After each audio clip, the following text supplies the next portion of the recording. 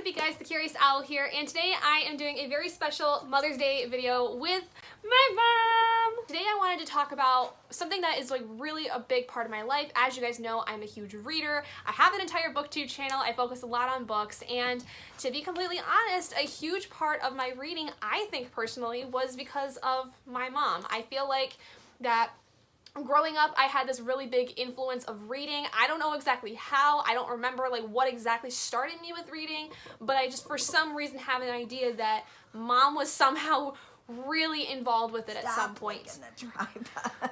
Kaya is also with us, and she is licking the tripod. She doesn't like to be away from any of us, so whenever we have to do something, she has to be right in the middle of it. So if the camera shakes at all, it's the dog. Why don't, Mom, you talk about a little bit about maybe how you remember me getting started with reading? Like, how do you remember me getting really involved with it? Because I have some memories, but they're all kind of vague. I mean, we always I liked to read. Your dad likes to read. Gabby and I spent a lot of time on our own for a while. Not because the husband wasn't there, just Dad worked a lot, and I was a stay-at-home mom. We had this really great mall where we lived, and in it there was this just ginormous bookstore, and so we would go to the bookstore. We went once a week, and you would pick a book, and we'd sit and read it. Well, I mean, you were little, so sometimes I'd pick the book. So we would make our rounds. We had our favorite places that we would go, but the bookstore was always one of them, and it's forever always been one of them. Yeah, seriously, So. it doesn't matter like how long it's been since we've been to the mall. Any mall we go to, even if I just went to a bookstore yesterday, yes, I still have to go in. Like, it's so ingrained in my head to go to a bookstore or go to a book section of any kind wherever I go. Growing up, there were things that were, you know, we'd go to the store and it was like, no, you're not gonna get that. A book was never a no.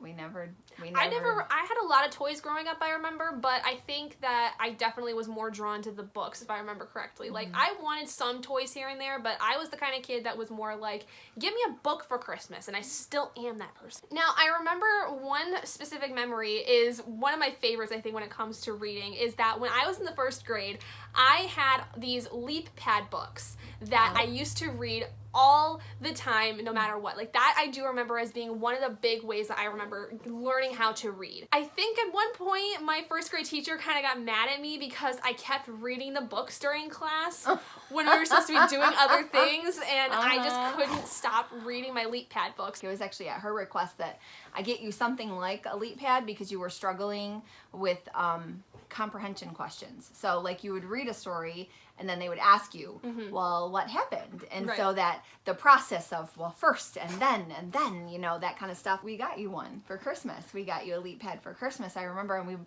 we were forever buying you all kinds of books and cartridges to go in it. What was funny was at the end of the year, she said, you no longer needed help with that. In fact, you were getting in trouble with your LeapPad because you would even take just the little booklets with you to school. Yeah, I remember stashing the booklets in like the cubby of my desk. Like I had like 3 or 4, I think, at any one time. What I liked about that, I thought it was great because you could ask it questions. Like you could it would read to you, or you could read it out loud, and if you got stuck, you could just take your pen and go over a word and it would read it out loud for you, which I think was really good because that's a good strategy. But I think also what they used to do, and I don't know how they are anymore, because I know that there still is some LeapPad items out there or like machines or whatever, but when I was little, I remember like with the one I had, there were always like these little question marks in the booklets, and sometimes it would either have like facts or like it would have something where when you would press the pen to it, it would do something where it would tell you what was going on, or even like have some kind of a factoid of some kind, and it was always really cool. And that's, I think, one of the things I loved about it, because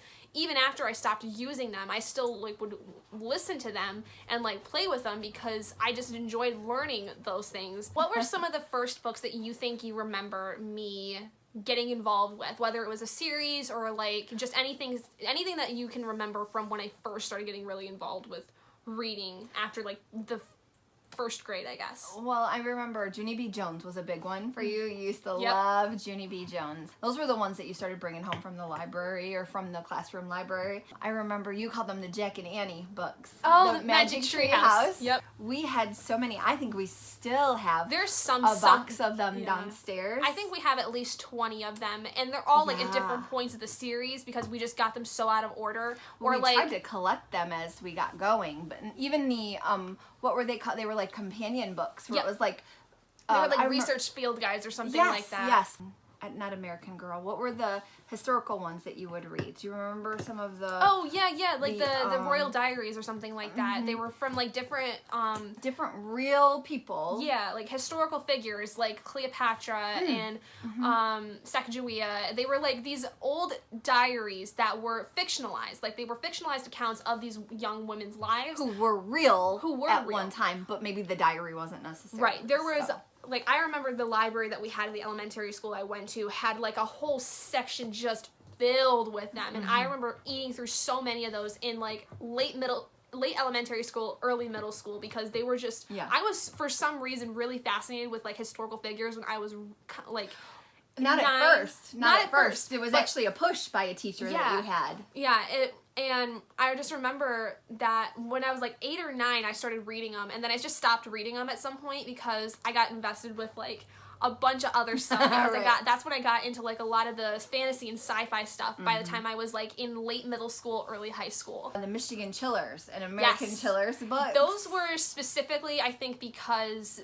I remember a lot of guys when I was in school reading them, and I had quite a few guy friends when I was in like elementary school, and they would read them, and they said that they were kind of cool. They were really cool and scary, and I almost wanted to read them because I wanted to keep up. Yeah, I wanted to keep up, and I didn't want to make myself like look like a pansy. So I read them, and the one I remember scarring me the most when I was younger was the mannequin. It was like Mannequins in Minnesota or something like that from the American Chillers.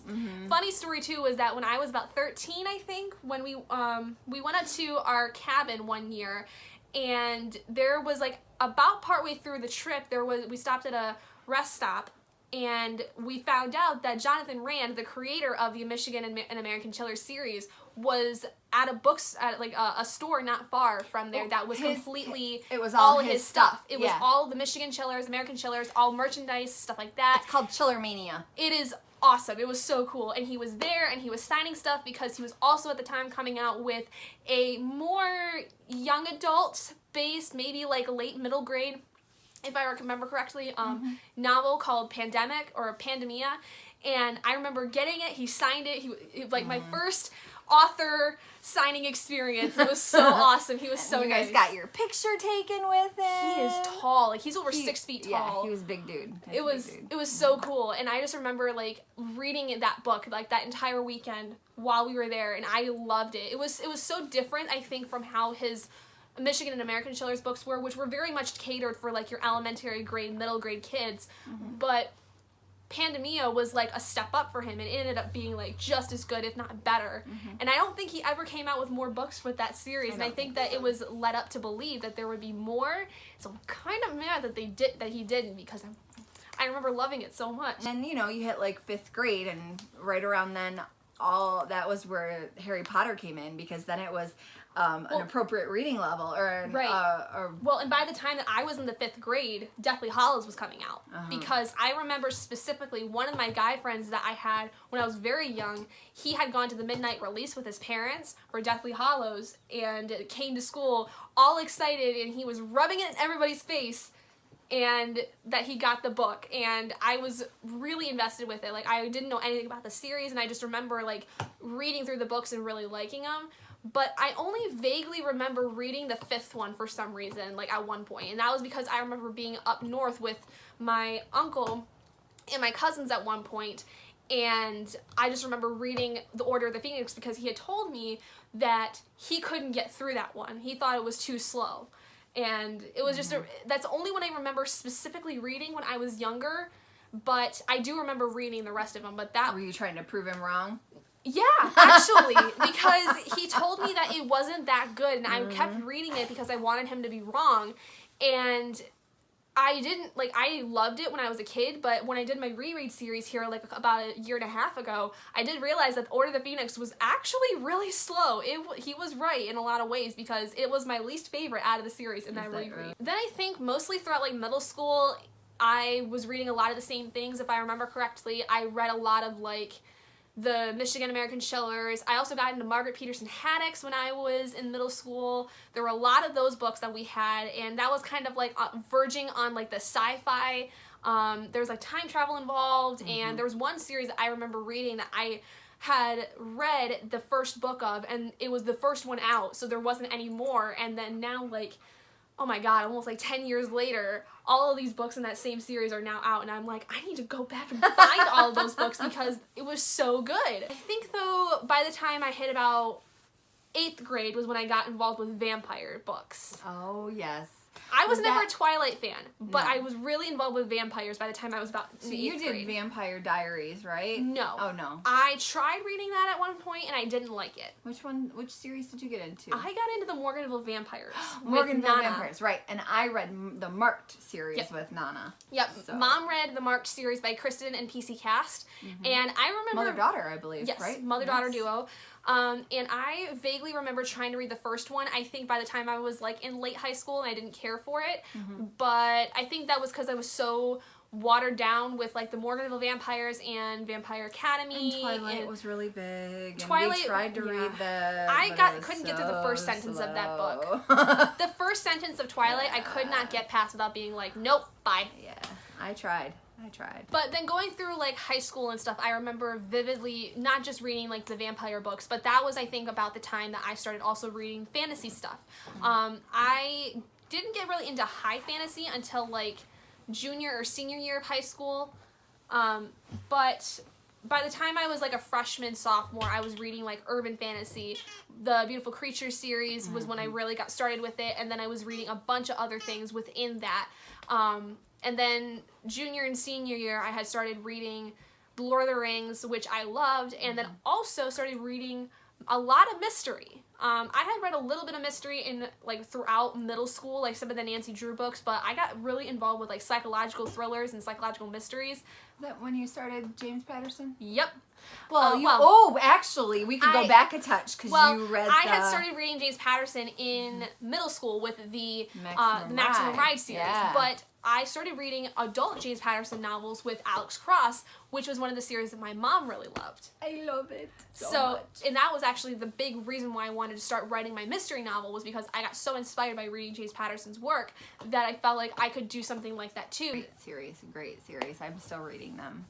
It's a long series. Like the series itself, I'm only up to like book 10 at this point, which is London Bridges, and that's a good one too. There's just so many. There's so many more after that one. There's like there is at least 20 to 25 books at the current moment, and I think he's still writing them. And then since kind of going through college, it's been a lot of the same stuff. I've really more so in college though been paying attention to like BookTube, like what's coming out with that, and it's still a lot of fantasy, still a lot of like urban fantasy stuff, but I also started reading a lot of Stephen King. I was just going to ask you about that. I forget when you started Stephen King. Stephen King, I started reading, I read Carrie, which was my first one, in my junior year of high school because That was my very first one too. I know, well, it was the shortest one that she had, because Mom has a huge collection of Stephen King books that she had collected over God knows how many years, because she was a huge Stephen King fan. How many?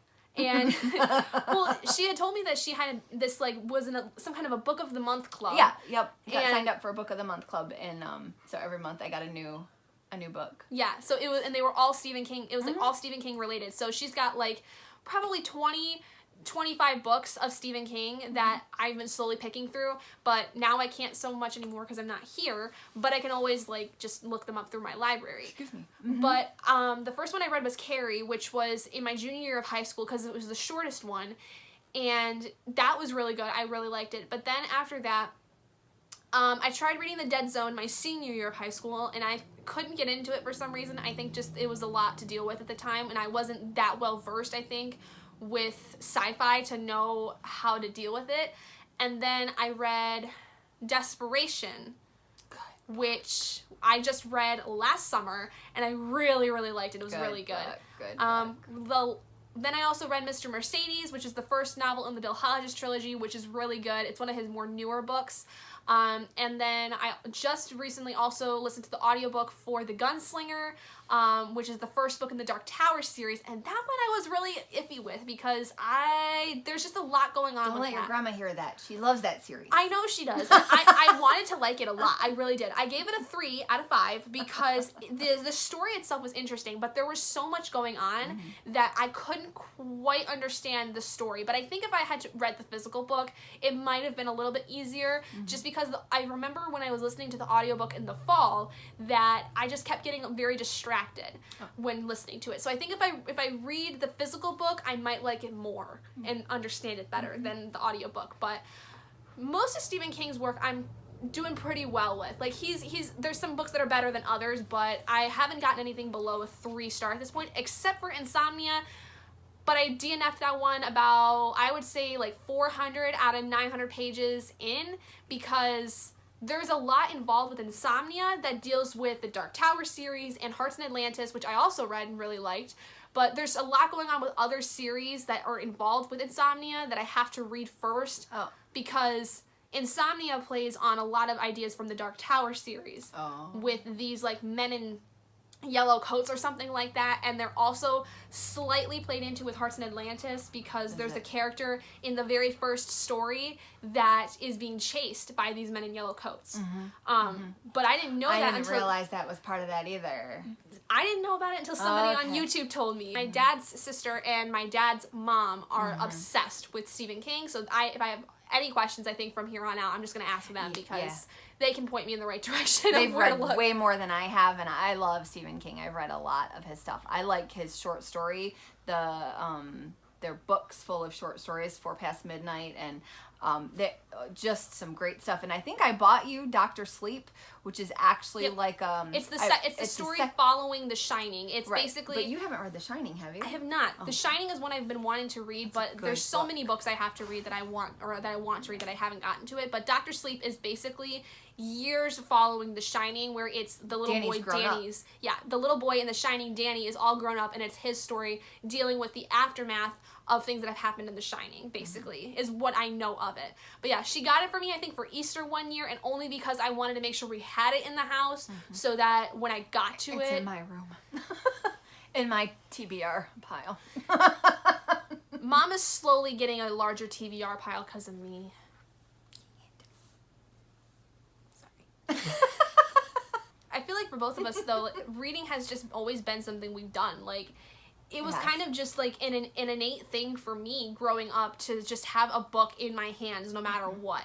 And that's why I think you're a huge part of my reading experience and a huge part of the reason why I've become the big reader I am still today, because, you know, it was such a huge part of our house. And like you said, you know, you took me to the bookstore every week just for... Even as a baby. They were cardboard books with little squeaky things in the middle of it that you would read a book and squeak it. And then there were books that were big and they had little things. Do you remember the ones on the princess ones with the little buttons on the side? So you'd read the story and then push the button, and we had some that we would just go push all the buttons. Yeah, just to push the button. Just to push a button. Because buttons have to push. That's kind of why I wanted to make this video, is because for Mother's Day, I really wanted to celebrate my mom, and my mom has not only given birth to me, but she was a huge part of my reading life, and really the one that got me started with it. And I think that because of that and her encouragement to continue reading and continue with working with books and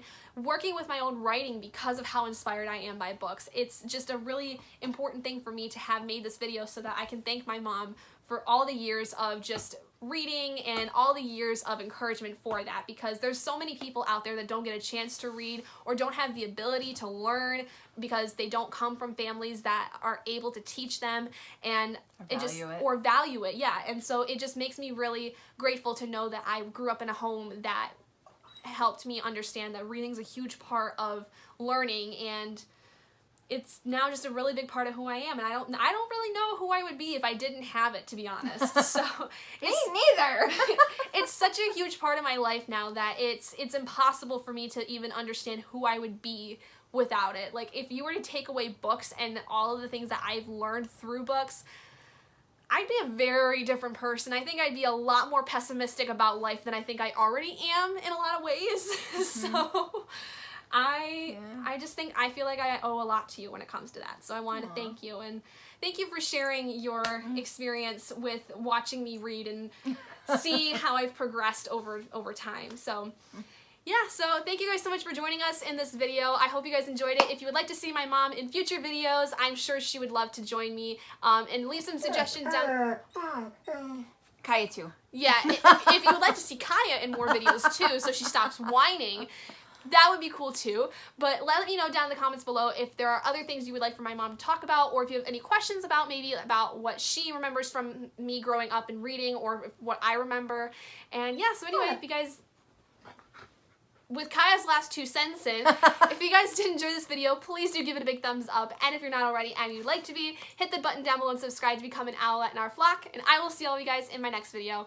Bye guys! Bye!